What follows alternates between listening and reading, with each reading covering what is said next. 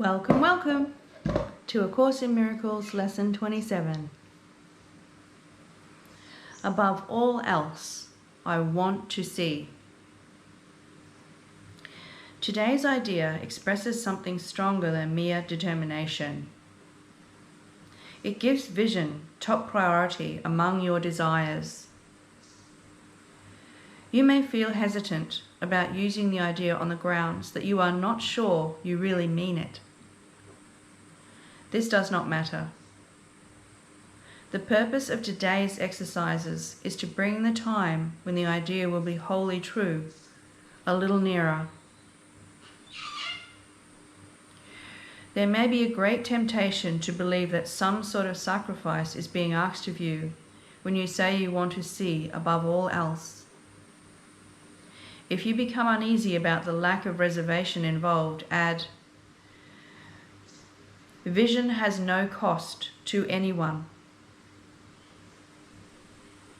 If fear of loss still persists, add further, it can only bless.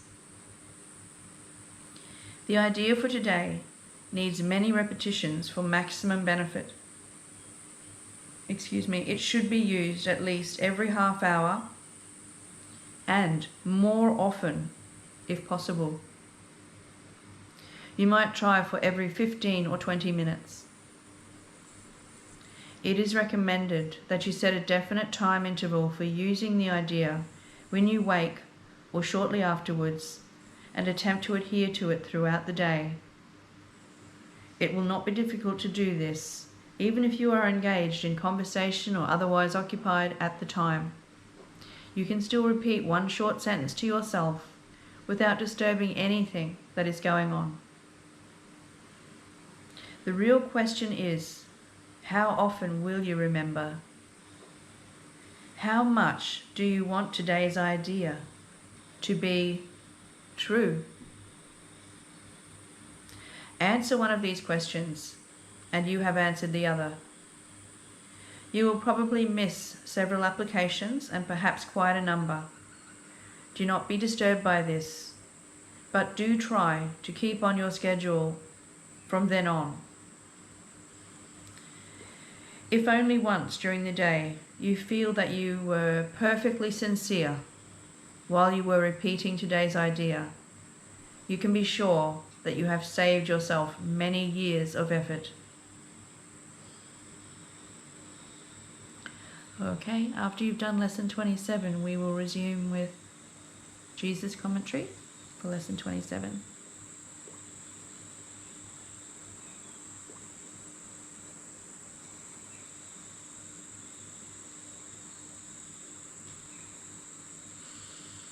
Lesson 27. Above all else, I want to see. You are blessed beings indeed. I am that one you know as Jesus. It is important for you to recognize any hesitation you have in asking for this. There is a great training in your society that to follow me means you have to sacrifice, suffer, and even martyr yourself. Those beliefs of your society will come up as you make more determined statements with your free will. Most of these beliefs and ideas, the Judeo-Christian teachings of the churches that have founded and ruled the society on which these teachings are based, have been hidden from you for quite some time. You don't realize they are even in your mind. I'll read that last sentence. You don't realize they are even in your mind. It's not until you start to step toward love that you begin to feel the unloving arising.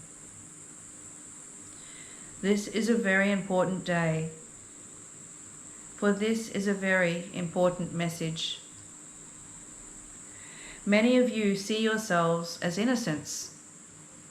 The bad guy is always out there. You're the one who is loving and kind. They shouldn't have done that. You did your best. These stories run rampant through the untrained mind.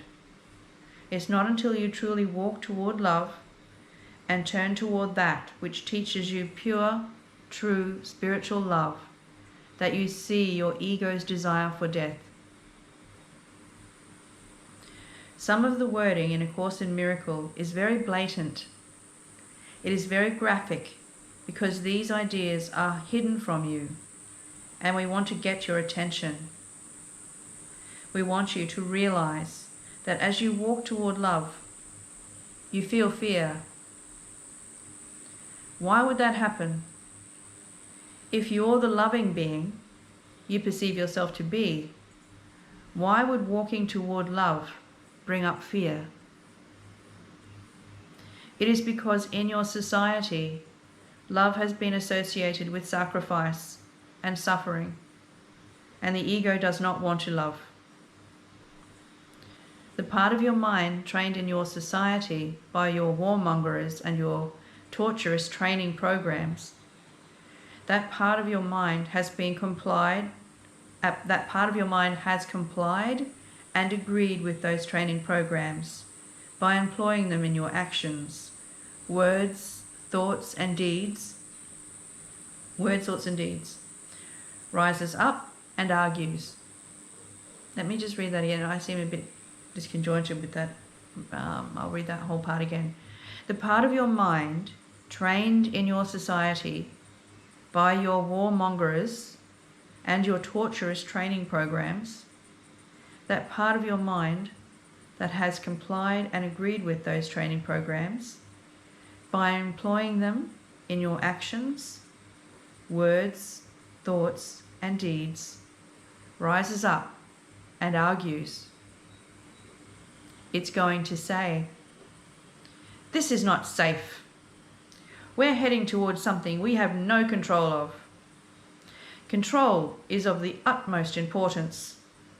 Defenses are important." These are the words of the ego mind.